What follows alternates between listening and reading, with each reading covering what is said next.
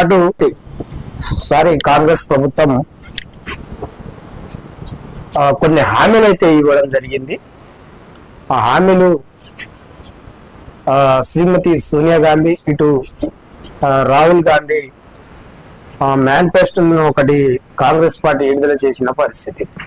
ఈ మేనిఫెస్టోకి సంబంధించిన 6 గ్యారెంటీల హామీలకు సంబంధించింది మన కాంగ్రెస్ ప్రభుత్వం ఏర్పడడానికి ముందు, అంటే కాంగ్రెస్ ప్రభుత్వం ఏర్పడడానికి ముందు 6 హామీలను మాత్రం ఇవ్వడం అయితే జరిగింది. ఆ 6 హామీలకు సంబంధించింది మొట్టమొదటిది వచ్చేసి మహాలక్ష్మి సంబంధించిన హామీ ఒకటి, 2500 రూపాయలు ప్రతి మహిళకు ఇస్తామనే ఒక మాట అయితే చెప్పిన పరిస్థితి.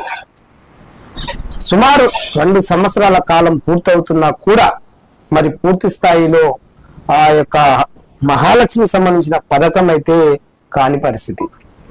అది ఒక్కటే కాదు, దాని కింద సుమారు దానికి అనుసంధానంగా ప్రతి ఒక్క ఇంటికి సంబంధించిన రేషన్ కార్డు ఉంటే చాలు వాళ్లకు 500 రూపాయలకు సంబంధించిన గ్యాస్ ని ఉచితంగా ఇస్తామన్నది కాంగ్రెస్ ప్రభుత్వం. మరి కొన్ని హామీలు అయితే దానికి సంబంధించింది అలానే మహాలక్ష్మికి సంబంధించిన దాంట్లో మర్చిపోయిన పరిస్థితి. దాంతో పాటు చూస్తా ఉంటే మరి ఇంకా కొన్ని హామీలు అయితే ఉన్నాయి. 6 గ్యారెంటీ సంబంధించిన హామీల్లో ఇంకోటి వచ్చేసి వరంగల్ రైతు declaration, Hyderabad youth declaration, Chevella SC/ST declaration, minority declaration, Kamareddy BC declaration, ఈ సంబంధించింది కూడా పూర్తి స్థాయిలో కాంగ్రెస్ పార్టీ ఆ తుంకలో తొక్కిందని కూడా చెప్పవచ్చు. ఎందుకంటే తెలంగాణ రాష్ట్ర ప్రభుత్వం కాంగ్రెస్ ప్రభుత్వం ఏర్పడ్డ తర్వాత నేను చెప్పిన కొన్ని ఖచ్చితంగా అమల్లోకి వస్తాయని స్వయంగా సోనియా గాంధీ గారు, దాంతో పాటు మన రాహుల్ గాంధీ గారు హైదరాబాద్ లో భారీ సభలో చెప్పిన విషయాలు మర్చిపోయిన పరిస్థితి.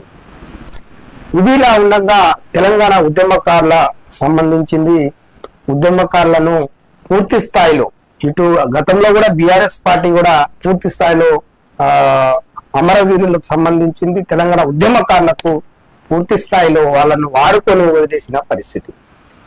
ఇదిలా ఉండగా వ్యవసాయానికి సంబంధించిన రైతు సంక్షేమం కూడా దాన్ని కూడా పరిస్థితి చూడాల్సింది, దాన్ని కూడా పూర్తి స్థాయిలో లేని పరిస్థితి. దాంతో పాటు నీటిపారుదలకు సంబంధించింది ఒకటి, యువత ఉపాధి కల్పన, అది యువతకు సంబంధించింది చూసుకుంటే వాళ్ళకు కూడా ఓటుకు సంబంధించిన దాన్ని వాళ్ళు ఉపయోగించారు తప్ప ఆ యువతను కూడా నేలకేసిన పరిస్థితి.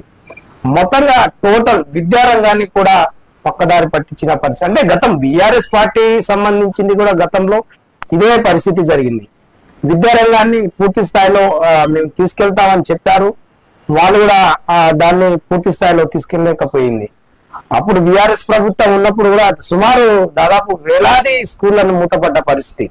ఇప్పుడు బడిబాట కార్యక్రమం డిక్లరేషన్ తీసుకున్న బడిబాట కార్యక్రమానికి సంబంధించింది చూస్తే పూర్తి స్థాయిలో మన తెలంగాణ రాష్ట్ర ప్రభుత్వం సంబంధించింది పూర్తి స్థాయిలో వీళ్ళు మొత్తంగా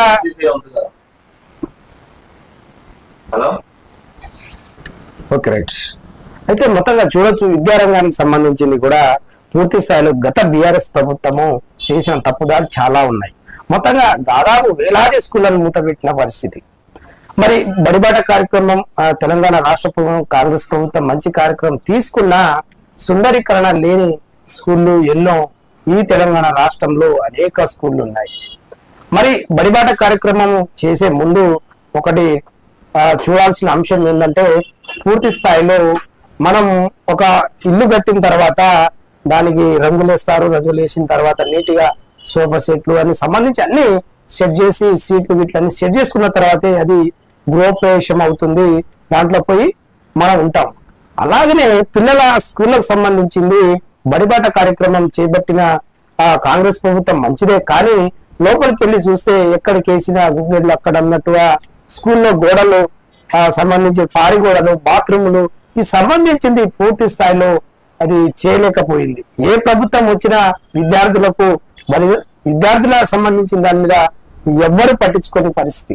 ఇది ఇక్కడే కాదు, టోటల్ తెలంగాణ ఆంధ్ర సంబంధించింది భారతదేశ వ్యాప్తంగా కూడా విద్యారంగాన్ని వెనక తొక్కుతున్నారని కూడా చెప్పుకోవచ్చు. ఎందుకంటే ఎవరైనా వచ్చిన విద్యా సంబంధించి ప్రైవేట్ స్కూళ్లకు ఎక్కువ ప్రిఫరెన్స్ ఇవ్వడం, ప్రైవేట్ హాస్టల్ సంబంధించిన వాళ్లకు ప్రిఫరెన్స్ ఇవ్వడం, ఇటు గవర్నమెంట్ సంబంధించిన హాస్టళ్లను పూర్తి స్థాయిలో వాళ్లకు కావాల్సిన భోజన సౌకర్యాలకు సంబంధించిన అంతా కల్తీ ఇవ్వడము, ఇవన్నీ జరుగుతాయి. ఎందుకంటే సంబంధించిన ఆఫీస్ తాలూకా ఆఫీసర్లు కావచ్చు, సంబంధించిన విద్యా సంబంధించిన ఆఫీసర్లు కావచ్చు, వీళ్ళు పూర్తి స్థాయిలో విచారణ జరపరు, అక్కడికి వెళ్ళి మాట్లాడరు, ఏం తింటున్నారు, ఏంటి పిల్లల భవిష్యత్ కార్యాచరణ మీద పూర్తి స్థాయి ఆలోచించే పరిస్థితే ఉండదు.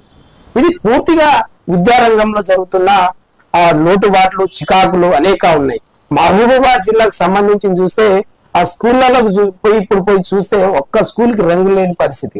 మరి రంగు లేనప్పుడు ఆ రూపకల్పన స్కూల్కి రూపకల్పన లేనప్పుడు ప్రైవేట్ స్కూళ్ళకు పిల్లలు పోతారు, వాళ్ళ పిల్లల తల్లిదండ్రులు పంపిస్తారు. ఎందుకు పంపిస్తారంటే అక్కడ గవర్నమెంట్ స్కూల్లో కనీస వసతులు లేనప్పుడు అక్కడ ప్రైవేట్ స్కూల్గా పంపించాల్సింది, గవర్నమెంట్ స్కూల్ పంపారు. కాబట్టి రైతు బంద్ అని, ఆ బంద్ అని, గిరిజన బంద్ అని, బీసీ బంద్ అని అనేక బంధుల పేర్ల మీద సంబంధించిన వాళ్లకు అకౌంట్ లో డబ్బులు వేస్తా ఉంటారు.